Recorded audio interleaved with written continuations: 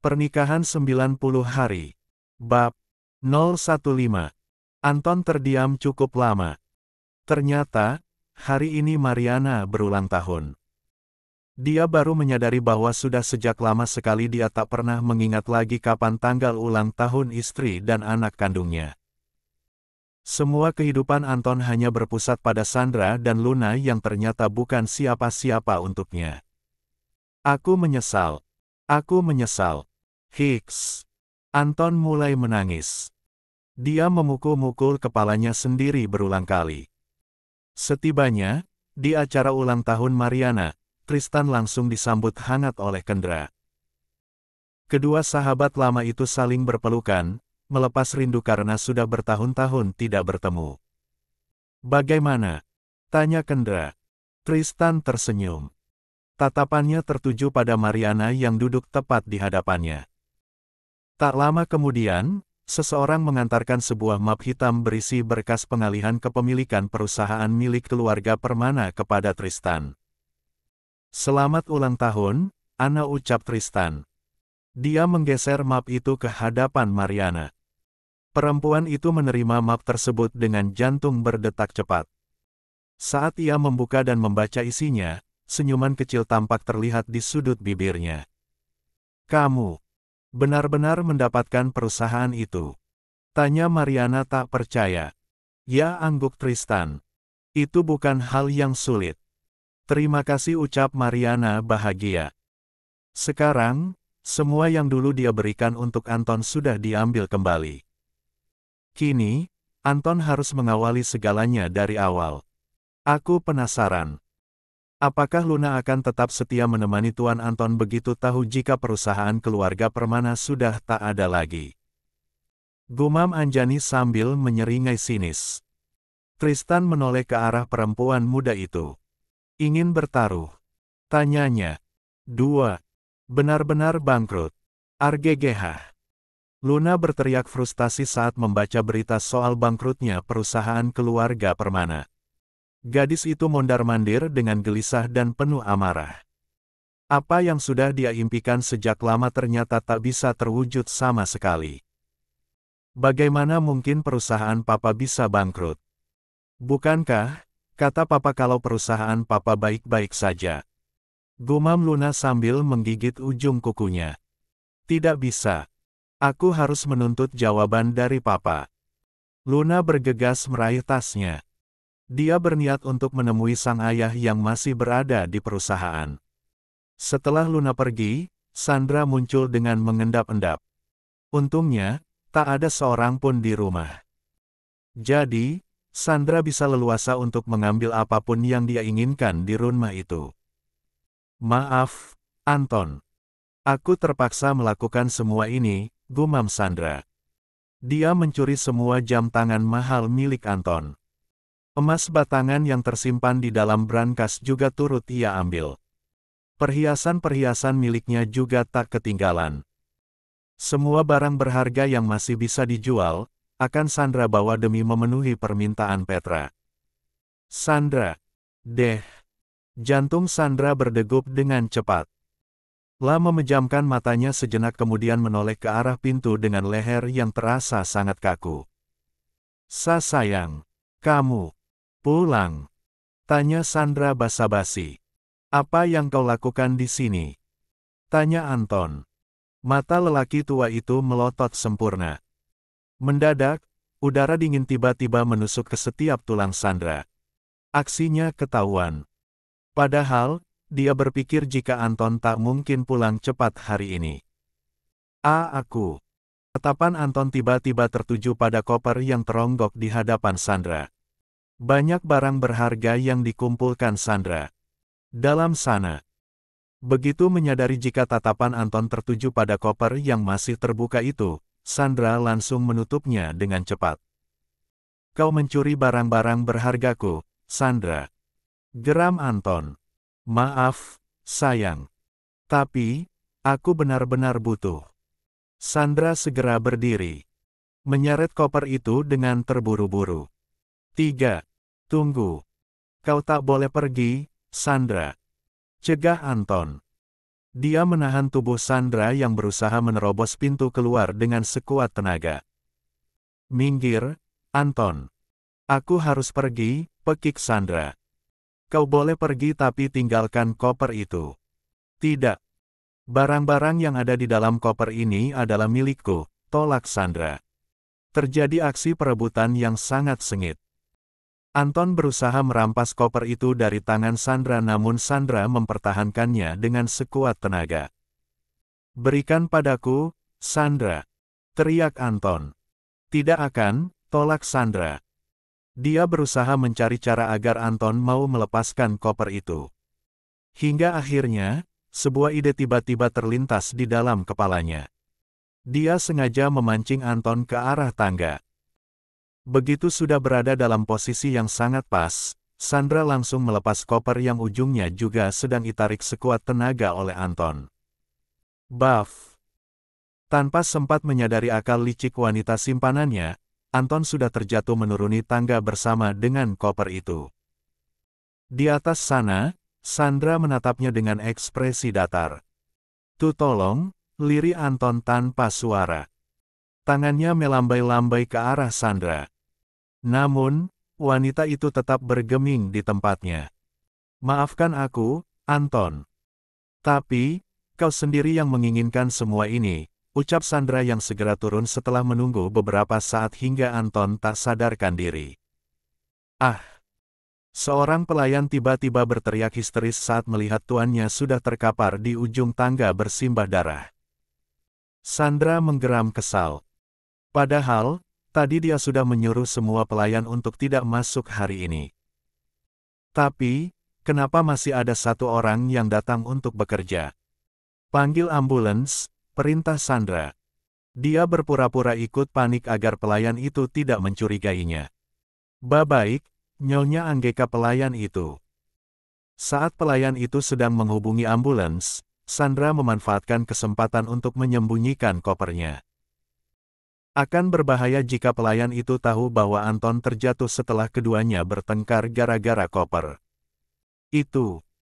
Begitu ambulans datang, Sandra meminta agar pelayan itu saja yang ikut ke rumah sakit. Hal itu jelas membuat sang pelayan menjadi heran. 4. "Kau saja yang menemani Tuan di dalam ambulans." "Aku akan segera menyusul dengan menggunakan mobil," ujar Sandra beralasan. Pelayan itu mengangguk patuh. Meski merasakan firasat aneh, namun dia memilih untuk mengabaikan semua itu. Pintu ambulans kembali ditutup. Saat suara sirine perlahan semakin terdengar samar, Sandra kembali masuk ke dalam rumah untuk mengambil koper berisi harta berharganya. Dengan mobil sedan berwarna hitam, Sandra segera kabur meninggalkan rumah itu. Di tempat lain, Luna yang baru saja sampai di perusahaan terlihat sangat syok saat melihat kondisi lobi perusahaan. Keadaan di tempat itu benar-benar kacau. Bekas yang terbakar masih mengepulkan asap putih. Sementara, di beberapa sudut, barang-barang tampak pecah berhamburan. Perusahaan keluarga Permana benar-benar bangkrut. Gumam Luna. Dia terduduk dengan lemas. Apa yang dia baca ternyata memang berita benar. Jadi, sekarang aku harus bagaimana? Apa yang harus aku lakukan setelah ini? Lanjut Luna bermonolog. Gadis itu panik. Dia tidak tahu harus berbuat apa lagi. "Ah, bukankah aku masih punya Aryan?" ucapnya yang tiba-tiba teringat akan pria itu. "Ya, masih ada Aryan. Selama dia tidak menemukan kebenarannya, maka posisiku pasti akan aman." Luna tersenyum senang. Dia mengelus perutnya yang masih terlihat rata. Harapannya masih ada. Dia yakin, dia tak akan hidup menderita. Segala kemewahan yang ia dapatkan sedari kecil, tak akan pernah hilang. Karena, apa? Karena dia memang ditakdirkan untuk menjadi seorang pemenang. Bukan Anjani. Selang beberapa saat, ponselnya tiba-tiba berbunyi. Panggilan dari salah satu asisten rumah tangga di kediaman Permana. "Ya, ada apa?" tanya Luna begitu panggilan tersambung. "Tuan terjatuh dari tangga, Nona." Dan, sekarang, keadaannya sedang kritis. Apa? Luna membulatkan matanya. Dia segera berdiri lalu berlari menuju ke arah mobilnya. Setibanya di rumah sakit, Luna segera menghampiri gadis muda yang hampir seumuran dengannya itu. "Kenapa Papa bisa terjatuh dari tangga?" tanya Luna tak sabaran. Pelayan itu menggeleng. "Saya juga tidak tahu. Tadi, begitu saya sampai, Tuan memang sudah terkapar di bawah tangga dengan keadaan tidak sadarkan diri." 5. Luna menghela napas berat. Ah, bebannya bertambah lagi. Kenapa Anton harus mengalami kecelakaan segala, sih? Tadi, Nyonya Sandra juga ada di rumah. Beliau bilang, agar saya berangkat duluan saja bersama Tuan ke rumah sakit. Katanya, Nyonya Sandra ingin bawa mobil sendiri. Tapi, sampai saat ini, Nyonya belum sampai juga. Dahi Luna sontak terlipat. Ibunya kembali ke rumah. Di saat yang bersamaan dengan jatuhnya sang ayah dari tangga. Kenapa kebetulan ini terasa sangat ganjil di benak Luna? Sekarang, Luna buru-buru mengambil ponselnya dari dalam tas. Dia akan menghubungi sang Elbu terlebih dahulu. Tidak aktif, gumam Luna. Dia menghubungi sekali lagi namun hasilnya tetap sama. Kenapa nomor Mama mendadak tidak aktif, begini sih? Gumam Luna semakin gelisah. "Nona, sepertinya jatuhnya Tuan ada hubungannya dengan Nyonya," celetuk pelayan muda itu. 6. Terungkapnya kebohongan. Set. Diam. Luna refleks menutup mulut pelayan itu. Dia memperingatkan gadis itu dengan tatapan matanya yang tajam. "Awas kalau kau berani mengatakan hal seperti ini di depan orang lain," ancam Luna. Pelayan muda itu mengangguk ketakutan. Matanya sedikit berkaca-kaca. "Rahasiakan apapun yang kamu lihat di rumah tadi kepada siapapun. Jika kamu berani membocorkannya, maka kamu akan celaka. Mengerti?" "Mi mengerti, Nona." Luna memijit kepalanya yang terasa berdenyut nyeri. Keluarganya benar-benar hancur dan dia tahu siapa orang yang harus dia salahkan atas semua ini. Siapa lagi? Jika bukan Anjani. Perempuan itu yang membawa banyak kesialan dalam hidup Luna yang sempurna. "Kamu tunggu di sini dulu. Aku harus kembali ke rumah," ucap Luna saat tiba-tiba terpikirkan sesuatu yang sangat penting. Dia berlari menyusuri lorong rumah sakit dengan perasaan panik. Berharap, agar apa yang tengah dia pikirkan tidak benar-benar terjadi. Luna memacu mobilnya dengan kecepatan tinggi menuju ke rumah. Sesampainya di sana, dia kembali berlari dan buru-buru naik ke atas untuk mengecek kamar milik orang tuanya. Kosong. Gumam Luna lemas saat melihat brankas yang sudah tidak memiliki isi apa-apa. 1. Semua emas batangan yang ada di dalamnya sudah raib. Pun, dengan semua perhiasan milik sang Elbu dan jam tangan mahal ayahnya. Mama sebenarnya sedang melakukan apa, sih? Gumam Luna tak habis pikir dengan tindakan sang Elbu. Sial. Kalau begini, aku sendiri yang harus membereskan segalanya. Luna kembali bangkit. Dia segera merapikan kamar itu seperti sedia kala. Tak boleh ada yang curiga jika seseorang telah mengambil semua barang berharga di kamar itu. Nanti, sang ibu bisa saja terancam hukuman penjara. Kabar bangkrutnya perusahaan Permana menyebar dengan sangat cepat, termasuk ke keluarga Jatmiko. Kini, Sandi terlihat sangat gelisah. Dia takut, perusahaannya akan bernasib sama dengan perusahaan Permana. "Aryan, bagaimana? Apa sudah ada investor baru yang bersedia membantu kita?" tanya Sandi kepada putranya.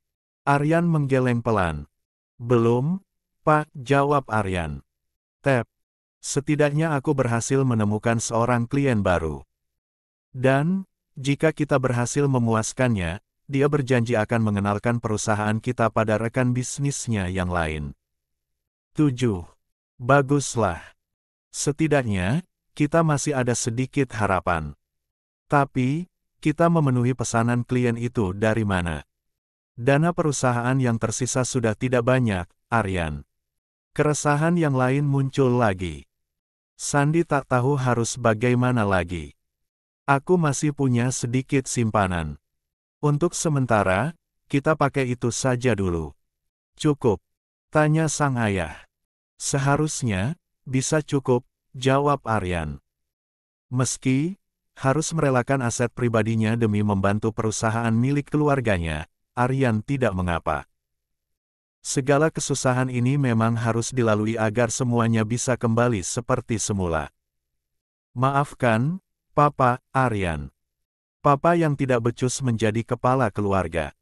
Aryan diam saja. Dia menanggapi ucapan sang ayah dengan ekspresi datar. Setelah keluar dari ruangan sang ayah, Aryan kembali ke ruangannya dan langsung merebahkan tubuh lelahnya di sofa panjang. Matanya terpejam rapat. Beberapa hari terus bekerja lembur, membuat dia merasa sangat mengantuk. Saat kesadarannya hampir menghilang, tiba-tiba sang asisten menerobos masuk tanpa mengetuk pintu terlebih dulu. "Ada apa, Doni?" tanya Aryan sambil bangun dari posisi berbaringnya.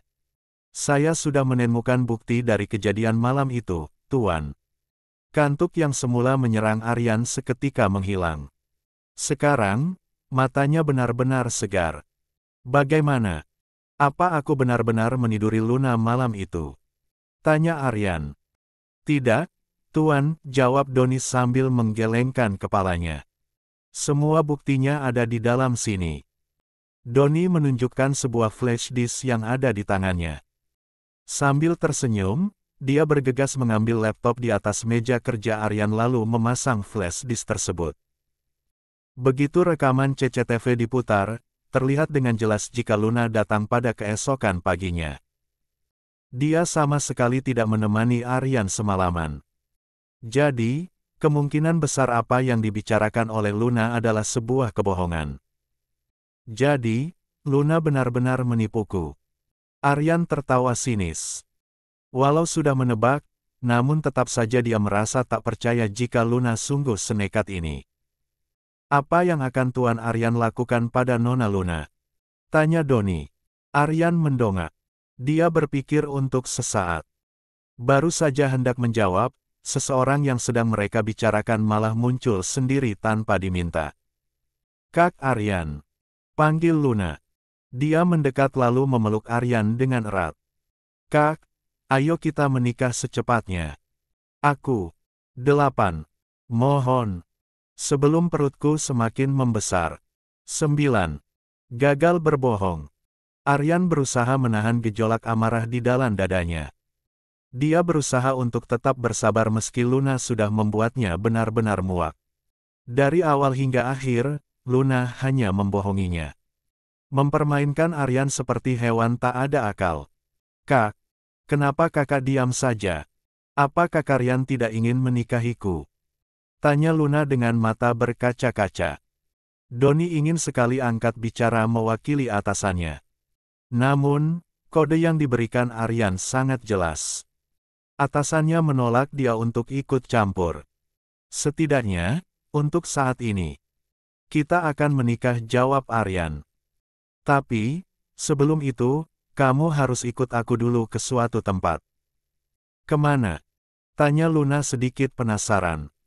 "Ke tempat yang akan membuat kamu dan aku menjadi senang," jawab Aryan sambil tersenyum dan mengelus rambut panjang Luna.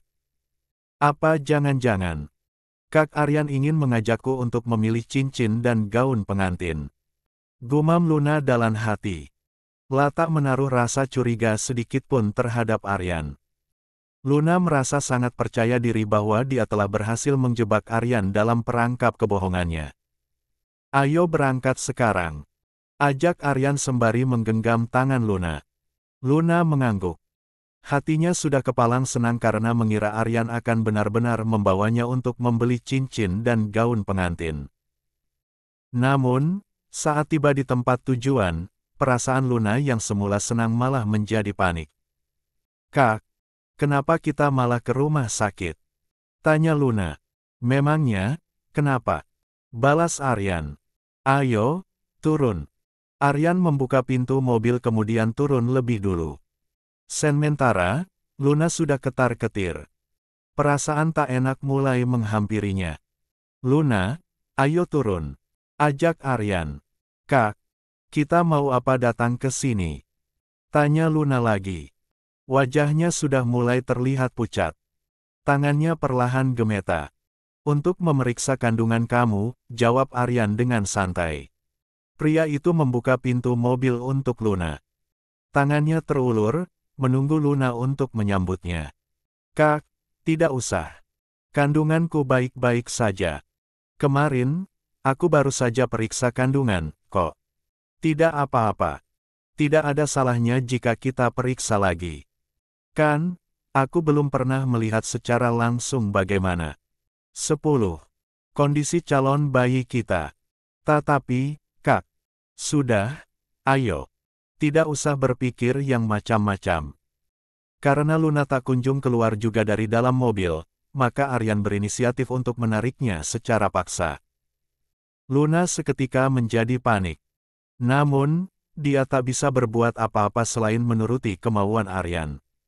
Semakin menolak, maka kebohongannya pasti akan segera terungkap. Kak Aryan, perutku mendadak sakit. Bisakah kita pulang ke rumah saja?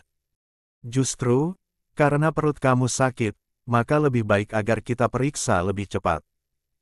Takutnya, calon bayi kita kenapa-kenapa. Tenggorokan Luna mendadak terasa sangat kering. Dia berusaha menelan salivanya namun seperti ada batu besar yang menghalang di dalam tenggorokannya.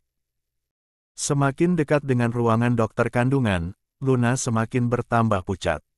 Kepalanya sibuk memikirkan cara untuk secepatnya kabur dari tempat itu. Kak, aku ingin ke toilet, ucap Luna beralasan. Dia harus bisa menghindar secepatnya dari situasi ini. Baiklah. Aku temani, sahut Aryan. Tidak usah. Aku bisa sendiri. Kak Aryan tunggu di sini saja. Luna berjalan cepat ke arah toilet. Sementara, Aryan menatap wanita itu dengan tatapan tajam penuh kemarahan. Doni, ikuti perempuan licik itu, tita Aryan. Baik, Tuan, angguk Doni dengan patuh. Langkahnya terlihat lebar mengikuti Luna. Dia tak akan menyia-nyiakan kepercayaan yang sudah Aryan berikan untuknya. Aku harus bisa kabur dari sini. Kalau sampai Kak Aryan tahu tentang kebenarannya, aku bisa celaka, gumam Luna dengan gelisah di dalam toilet. Dia memutuskan untuk kabur saja. Jika nantinya Aryan bertanya padanya, dia bisa mengarang banyak alasan untuk mengelabui pria itu lagi. Dengan langkah yang hati-hati, Luna keluar dari toilet. Kepalanya menoleh ke kiri dan ke kanan untuk memastikan bahwa situasi aman dan terkendali. Aryan tak boleh tahu mengenai rencana pelariannya dari rumah sakit. Anda mau kemana, Nona? Tanya Doni yang tiba-tiba muncul dan mencegat langkah Luna. Sial. 11. Luna mengumpat dalam hati. Asisten Aryan benar-benar orang yang sangat merepotkan. Aku mau kabur, iya. Tanya Doni. Tidak, geleng Luna dengan perasaan gugup. Ayo kembali. Tuan Aryan sudah menunggu sejak tadi, ucap Doni sambil menarik lengan Luna secara paksa.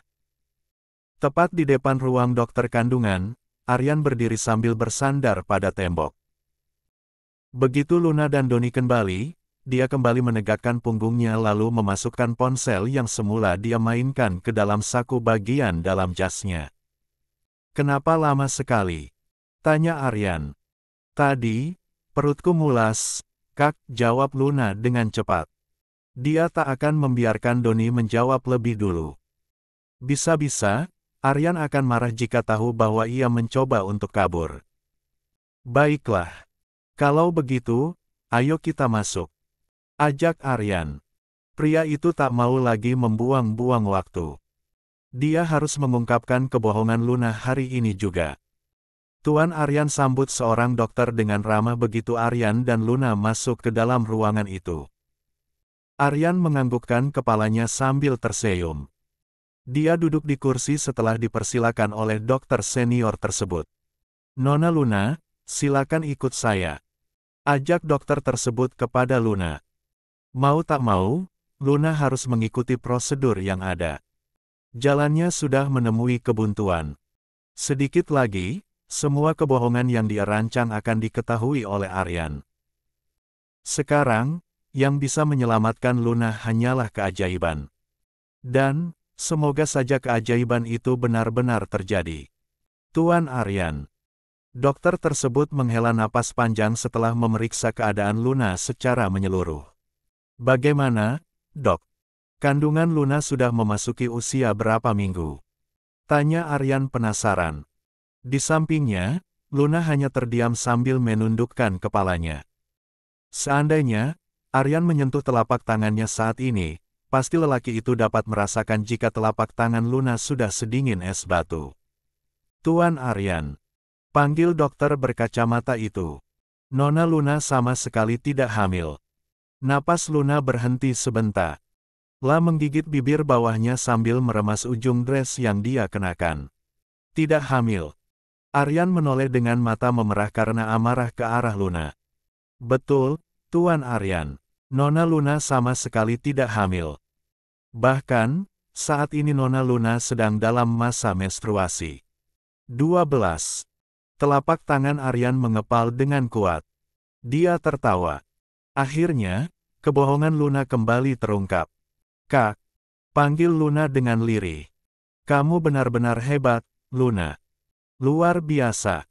Geram Aryan penuh amarah. Dia berdiri. Memutuskan untuk meninggalkan tempat itu sebelum dia lepas kendali. Kak, tunggu. Cegah Luna. Aku bisa jelaskan semuanya. Plak. Untuk pertama kalinya, Aryan benar-benar lepas kendali. Dia menamparkan pipi Luna dengan sangat keras. Kak, suara Luna terdengar serak. Cukup syok, karena tak menyangka jika Aryan akan berani menamparkan dirinya. Cukup sampai di sini saja, Luna. Jika kamu masih berani menggangguku, maka kamu akan mendapatkan pelajaran yang jauh lebih menyakitkan dibanding sekadar tamparan. 13. Meninju Luna. Aku benar-benar bodoh. Aryan terus menyalahkan dirinya yang telah terjerat dalam kebohongan Luna selama bertahun-tahun. Gadis yang dulunya ia kira begitu polos dan murni, ternyata menyimpan tinta hitam di dalam hatinya. Otak Luna sangat licik. Dia mengandalkan wajah tak berdosanya untuk menipu Aryan selama ini. Doni yang mengemudikan mobil sesekali hanya menatap sang atasan melalui pantulan kaca spion mobil. Pria yang berprofesi sebagai asisten Aryan tersebut hanya bisa diam sambil geleng-geleng kepala. Bukankah, saya sudah memperingatkan Anda sejak dulu? Kelak, Anda pasti akan menyesal karena lebih berpihak pada rubah betina seperti Nona Luna dibanding kepada istri Anda sendiri, Nyonya Anjani. Gumam Doni dalam hatinya. Nuska, bangun. Kita sudah sampai, ujar Anjani sambil membangunkan sang sahabat yang sempat tertidur di bangku penumpang bagian depan mobil. Ah, maaf. Aku ketiduran, sahut Anuska begitu membuka matanya. Tangannya masih memegang perut yang terasa sangat sakit. Bibirnya yang pucat sedikit bergetar. Bagaimana kondisi perutmu? Apa masih sakit? Tanya Anjani. La turut memegang perut Anuska. Masih nyeri, jawab Anuska sembari meringis menahan sakit. Ya sudah, ayo kita turun. Kamu harus segera diperiksa, ajak Anjani. Hari ini, Anuska mengalami nyeri perut akibat siklus menstruasinya yang tidak teratur. La bahkan sempat jatuh pingsan saat di kantor tadi karena tak kuat menahan perasaan menderita itu. Dan, ketika Enzo mengetahuinya, dia segera meminta Anjani untuk mengantar Anuska ke dokter. Dia tak bisa mengantar sendiri karena ada rapat penting yang harus dia hadiri. Namun, Enzo berjanji akan segera menyusul begitu ia selesai rapat. Nona Anuska baik-baik saja. Dengan istirahat yang cukup serta meminum obat pereda nyeri yang diresepkan, seharusnya nyeri yang dirasakan saat ini bisa segera membaik dalam beberapa hari. Namun, Perlu diperhatikan bahwa Nona Anuska tidak boleh kelelahan dan terlalu banyak pikiran. Dia benar-benar harus beristirahat total. Baik, Dokter, angguk Anjani. Apa Anuska harus dirawat di rumah sakit? Tidak perlu, jawab dokter di hadapan Anjani dengan ramah. Nona Anuska cukup beristirahat di rumah saja. Syukurlah. Terima kasih banyak, dokter. Anjani bernapas dengan lega. Setidaknya, kondisi Anuska tidaklah seburuk yang dia khawatirkan. Sama-sama. Ini resep obatnya. Anda bisa menebusnya di apotek, sahut dokter wanita tersebut sembari. 14. Menyerahkan selembar kertas kecil berisi resep obat yang harus diminum Anuska. Terima kasih, dok. Anjani kemudian memapa Anuska untuk keluar dari ruang dokter Obgyn. Dimintanya sang sahabat untuk menunggu sebentar di lobi karena dia harus menebus obat terlebih dahulu. Anuska hanya mengangguk patuh. Dia tak bisa berbicara karena tenaganya yang terasa amat lemas. Setelah menebus obat, Anjani kembali untuk menemui Anuska. Tak sengaja, dia melihat dua orang pria yang sedang berjalan tergesa-gesa meninggalkan rumah sakit. Sepertinya, itu Aryan dan asistennya, Doni, gumam Anjani. Kenapa mereka bisa ada di rumah sakit? Apa keluarga Jatmiko ada yang sedang sakit? Lanjutnya bermonolog. Sudahlah. Untuk apa juga aku harus peduli? Anjani menggelengkan kepalanya. Dia tak mau terlibat dengan urusan keluarga Jatmiko lagi. Baf. Anjani tiba-tiba jatuh saat seseorang tiba-tiba menabraknya dengan sangat kencang. Obat di tangannya bahkan sampai terlempar. Dasar tidak punya mata. Kenapa kamu harus menghalangi jalanku? Hah. Maki perempuan yang menabrak Anjani. Anjani memutar bola matanya malas. Posisinya sedang membelakangi perempuan itu karena harus memungut obat Anuska yang terjatuh. La kemudian berdiri lalu berputar, menghadap ke arah perempuan yang marah-marah itu. Anjani, Luna. Keduanya menyebut nama-nama masing-masing secara bersamaan. Tiba-tiba, emosi Luna semakin membuncah. Dasar sialan. Berani-beraninya, kamu menghalangi jalanku. Kamu pasti sengaja, kan? Kamu pasti tidak ingin jika aku mengejar Kak Aryan. Lia, kan? Dasar tidak waras, sahut Anjani tak kalah emosi. Kamu yang menabrakku duluan, Luna. Tapi, kenapa malah aku yang kamu salahkan? Halah. Bilang saja jika kamu masih berharap menjadi istrinya Kak Aryan. Kamu pasti masih sangat menginginkan dia, kan? Padahal, kamu sudah dibuang seperti sampah. Tapi, tetap saja kamu masih bertingkah tidak tahu malu dengan cara mengemis-ngemis cinta. Luna tertawa dengan sinis. Sorot matanya dipenuhi dendam dan juga kebencian yang teramat besar. Anjani, Anjani. Apa kamu sudah ikut gila seperti mama kamu karena tak berhasil mendapatkan cinta dari lelaki yang kalian sayangi? Lalu, kenapa kamu dan mamamu yang gila itu tidak bunuh diri saja? Bagus, jika kalian berdua mati. 15. Karena, kalian hidup hanya jadi pembawa sial. Kamu dengar. Kalian berdua hanya pembawa sial. Teriak Luna dengan keras. Apa kau bilang? Tanya Anjani. Kalian berdua pembawa sial. Kalian berdua wanita yang sangat murahan dan tidak tahu malu. Jelas-jelas, suami kalian sudah tidak menginginkan kalian lagi. Tapi, kenapa kalian masih tidak tahu malu? Hah. Plak. Anjani menamparkan pipi Luna dengan keras. Semakin dibiarkan, ucapan Luna malah semakin keterlaluan. Di antara kita, siapa yang lebih tidak tahu malu, Luna? Kau dan ibumu yang sama-sama pelakor, atau aku dan elbuku yang sama-sama seorang istri sah? Jelas, kedudukan kami jauh lebih terhormat dibanding kalian. Dan, kalaupun kalian berhasil mengambil laki-laki tidak setia itu, tidak apa-apa. Bukankah, aku dan mamaku sudah merelakannya? Mamaku merelakan Tuan Anton untuk mama kamu. Sementara, aku sudah melepaskan Aryan untuk kamu. Tep, kenapa Kak Aryan masih belum juga jadi milikku? Dan, kenapa Papa harus bangkrut secara tiba-tiba? Semua ini, pasti gara-gara kamu, Anjani. Telunjuk Luna mengacung lurus ke wajah Anjani. Dia menuduh Anjani sebagai penyebab segala kemalangan yang menimpa hidupnya. Ya, semua memang gara-gara aku. Terus, kamu mau apa? Tantang Anjani. Kamu. Luna berniat menamparkan Anjani. Namun, Anjani jauh lebih dulu meninju hidung adik tirinya itu. Dadarah. Hidungku. Teriak Luna histeris. Sementara itu, Anjani tersenyum sangat puas. Sebenarnya, sudah lama dia ingin sekali meninju wajah Luna yang sok polos itu. Dan, hari ini, keinginan itu baru kesampaian. Lihat. Ada yang melakukan penganiayaan. Tolong aku. Tolong panggil polisi, teriak Luna histeris untuk menarik perhatian orang-orang. Ya, aku memang menganiaya dia. Kalau ada yang mau melapor, silakan. Lakukan saja. Anjani juga ikut berteriak. Bukannya membela diri, dia malah mengakui perbuatannya sendiri. Anjani, kamu. Anjani kembali menatap Luna.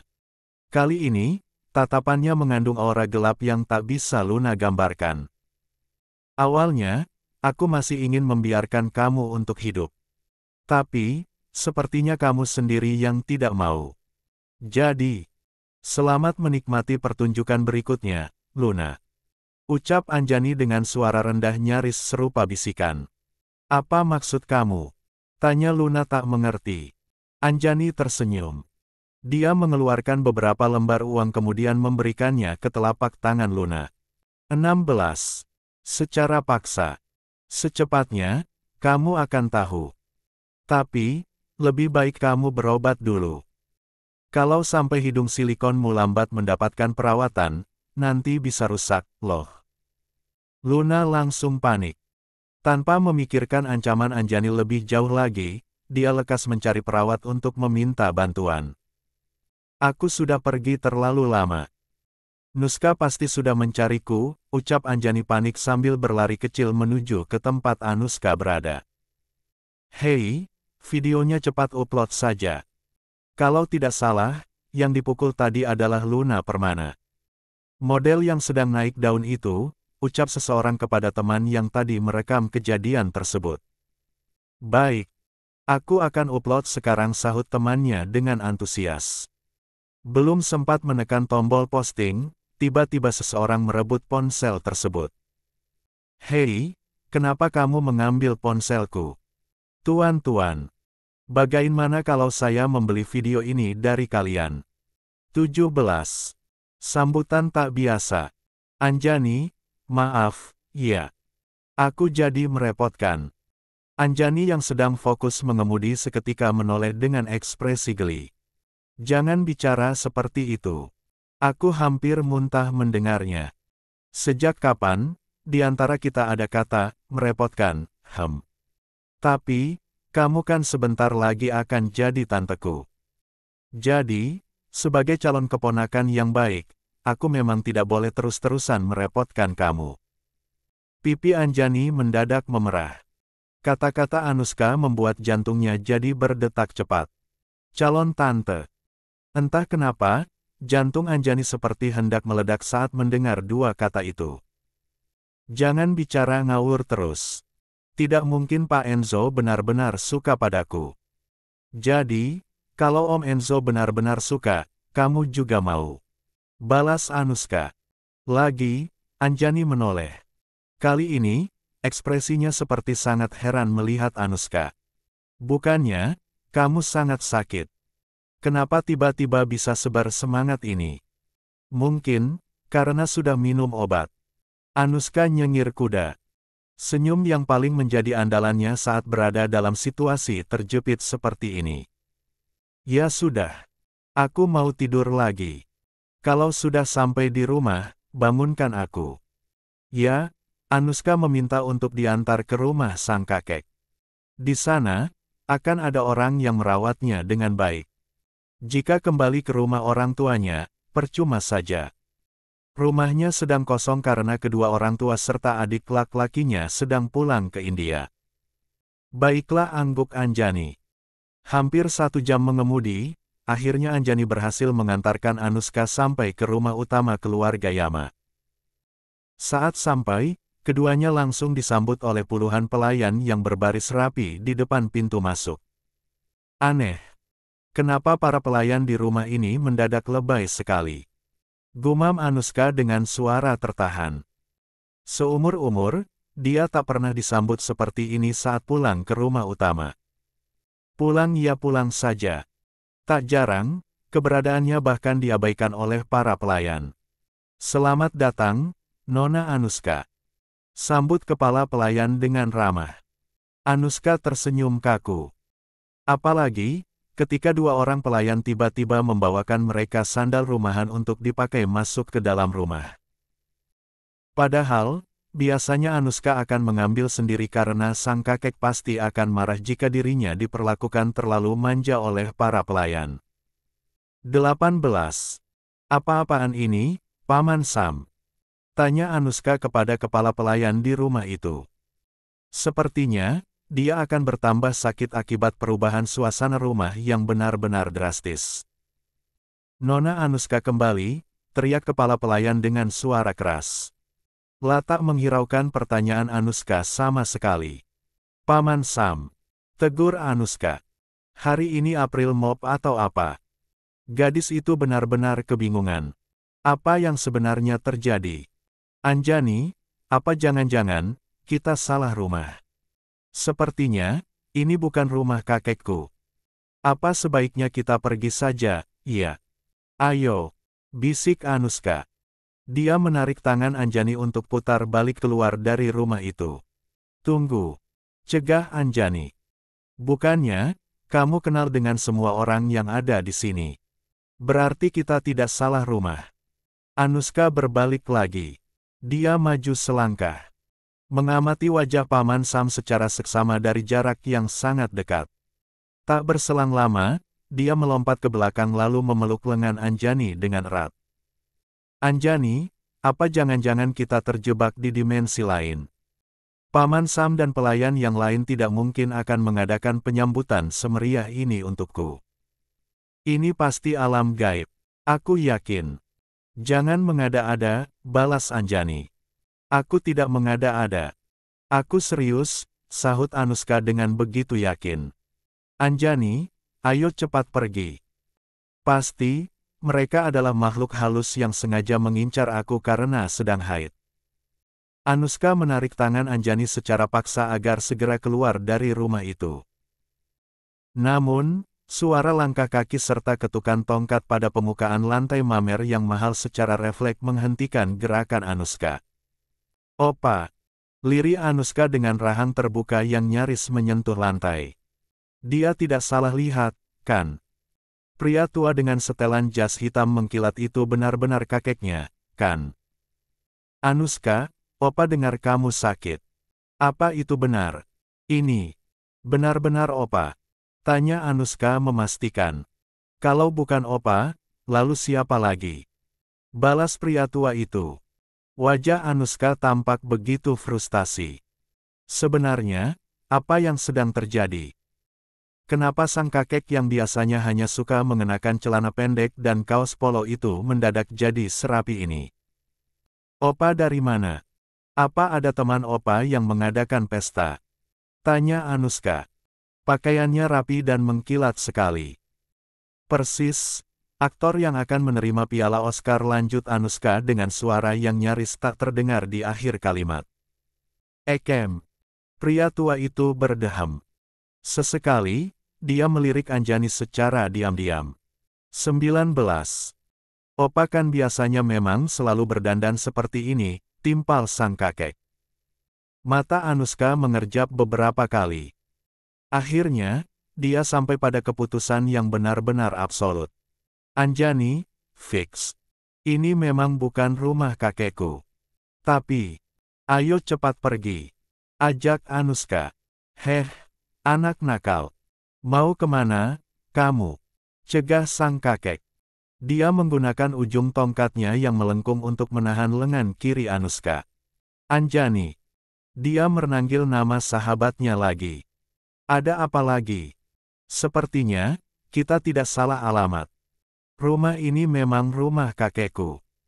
Hanya saja, mungkin mereka semua yang sudah gila. Letak. Kali ini, tongkat itu mendarat di atas kepala Anuska. Sakit. Teriak Anuska secara refleks. Dia menoleh dan mendapati sang kakek yang sedang melotot ke arahnya. Jaga bicaramu, anak nakal. Apa uang jajanmu mau kupotong lagi? Hah. Gadis itu seketika langsung nyengir. Anjani, ayo masuk. Dia benar-benar kakekku. Situasi di rumah ini benar-benar awkward.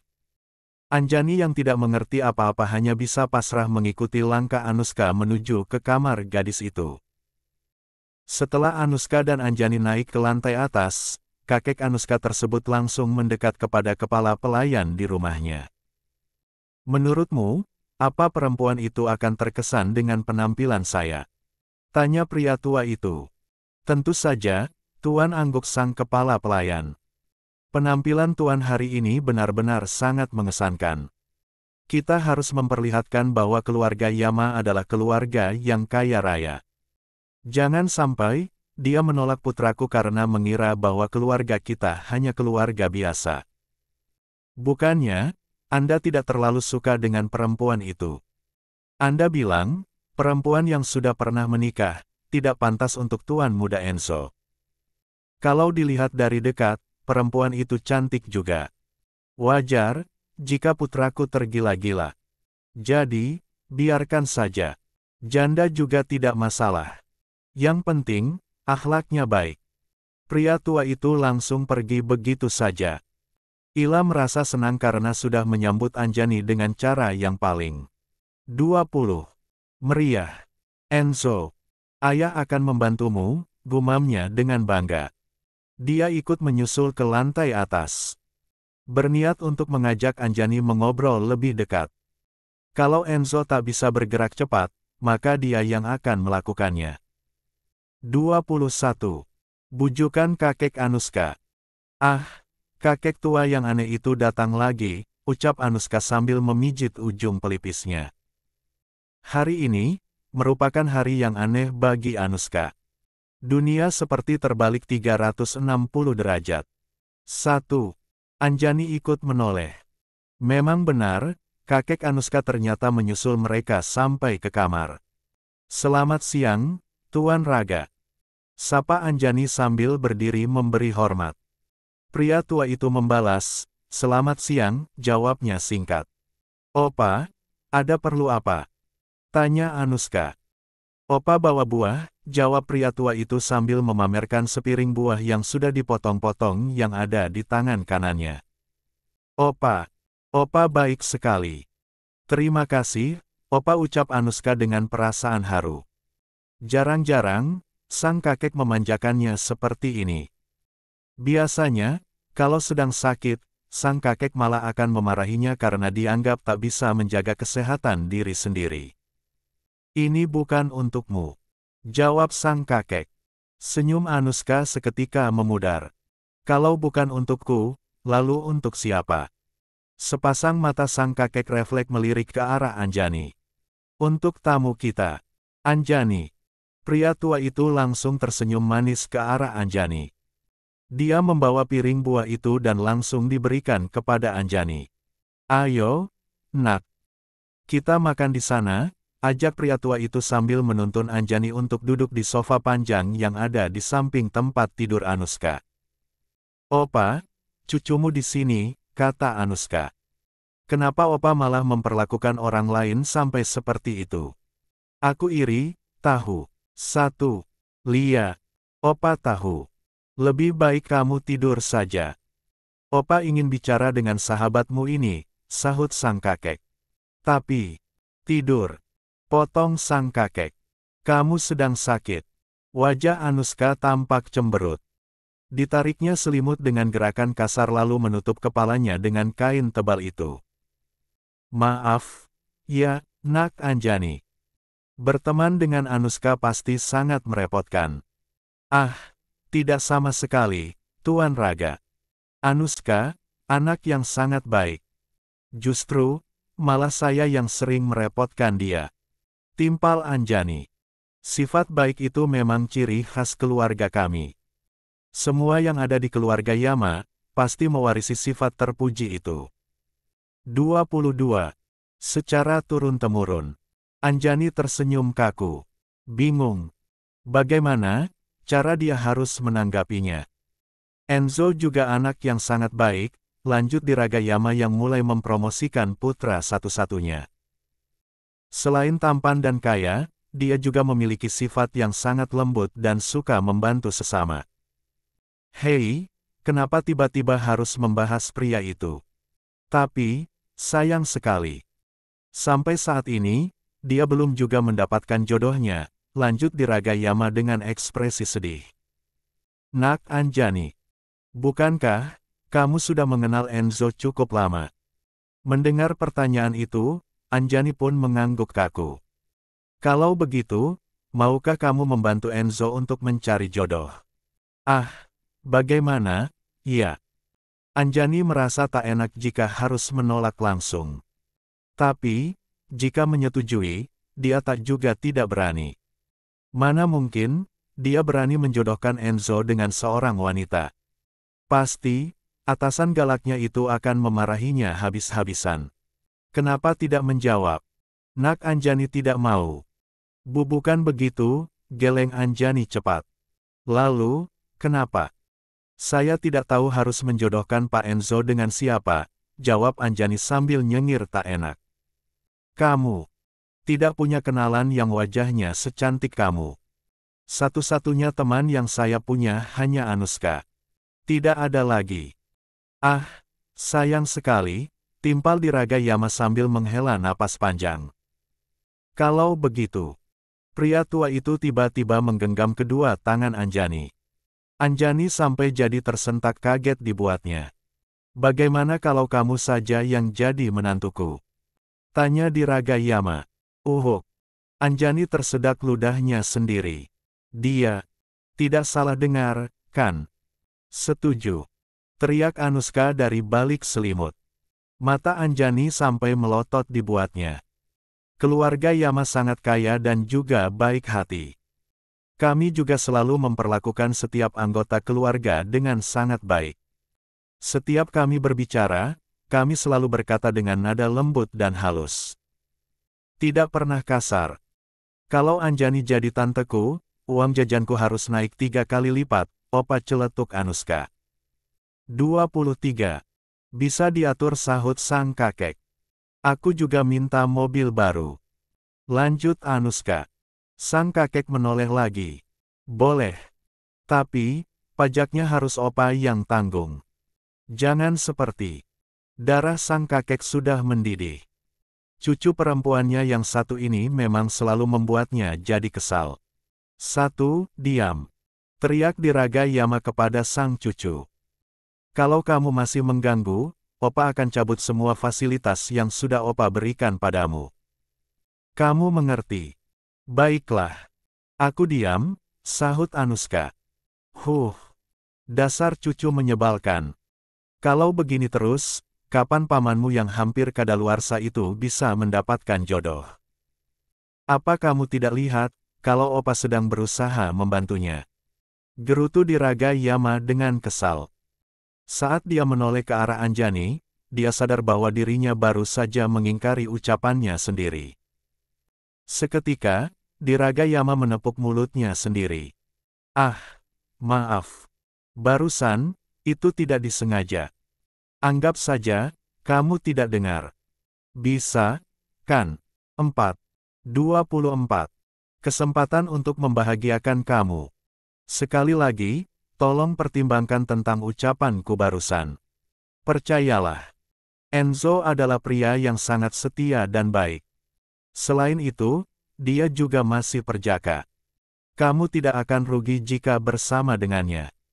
Sebelum keluar dari kamar Anuska, di Raga Yama kembali meyakinkan Anjani untuk memilih putranya. Pamer tentang harta dan kekuasaan, sudah. Pamer tentang sifat baik keluarga mereka juga sudah. Sekarang, tergantung usaha Enzo sendiri untuk memperjuangkan perasaannya kepada Anjani. Apa ku bilang? Kamu sangat diterima di keluarga ini, Anjani, celetuk Anuska sambil membuka selimut yang sedari tadi dia gunakan untuk menutupi wajahnya. Sudah. Jangan mengada-ada, sahut Anjani. Siapa yang mengada-ada? Opaku saja, sudah memberi restu, kok. Anjani tersenyum. Dia membawa buah potong itu ke tempat Anuska. Mungkin, Tuan Raga dan Pak Enzo memiliki kesamaan. Sama-sama suka bercanda, balas Anjani sembari menyuapkan sepotong melon ke mulut Anuska. Secara refleks, Anuska membuka mulutnya lalu mengunyah buah itu dengan ekspresi cemberut. Mereka nggak bercanda. Mereka serius, tahu. Anjani diam saja. Dia tak berani berharap lebih karena takut akan kecewa lagi. Masalahnya, Enzo belum menunjukkan keseriusan yang Anjani inginkan. Meski, gestur dan perbuatannya terlalu baik terhadap Anjani, namun kekhawatiran bahwa dia bukanlah satu-satunya yang menerima perlakuan tersebut tetap bersarang di benak Anjani. Selesai rapat dengan klien dari luar negeri, Enzo buru-buru keluar dari ruangan lalu menghubungi orang di rumah keluarga Yama. Begitu tahu bahwa Anjani sedang berbicara dengan sang ayah, buru-buru Enzo langsung menunda pekerjaan lain kemudian bergegas untuk segera pulang. Pak Enzo, ada apa? Dua perempuan yang sedang bersantai di atas tempat tidur itu sontak menoleh ketika pintu dibuka secara tiba-tiba. Di tangan keduanya ada ponsel. Mulut mereka sibuk mengunyah buah. Baik Anjani maupun Anuska, sama-sama terkejut dengan kehadiran Enzo yang tiba-tiba.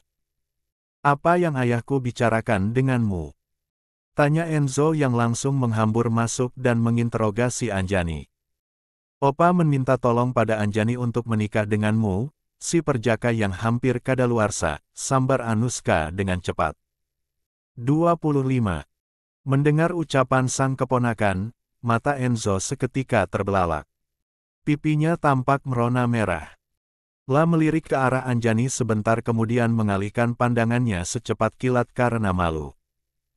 Benar, opamu berkata seperti itu.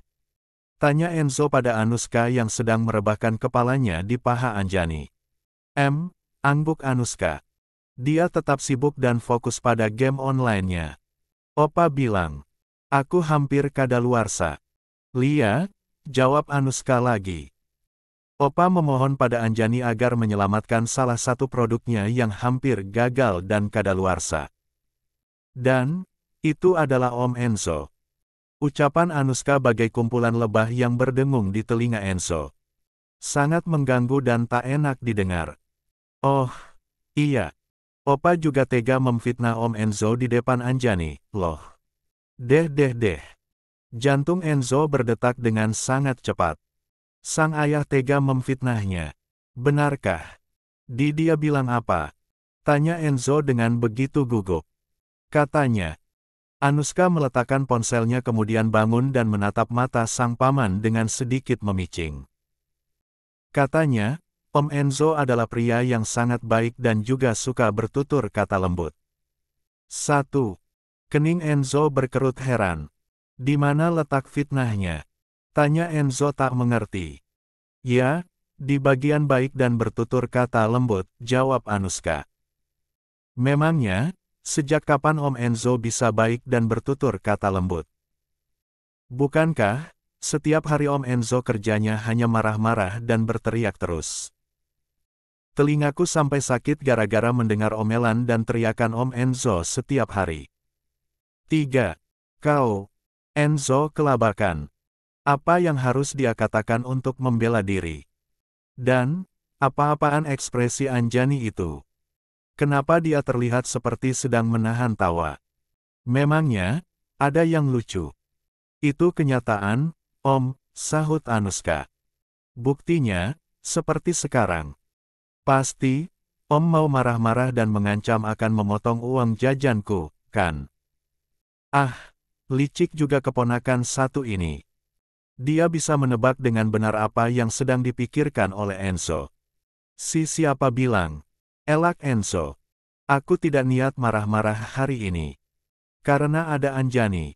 Balas Anuska. Takut Anjani tidak mau jadi istri Om Enzo, iya. Lanjutnya menggoda sang sahabat dan juga pamannya. Anjani dan Enzo kompak saling pandang dengan salah tingkah. Tak lama kemudian, Anjani lebih dulu memutus. 26.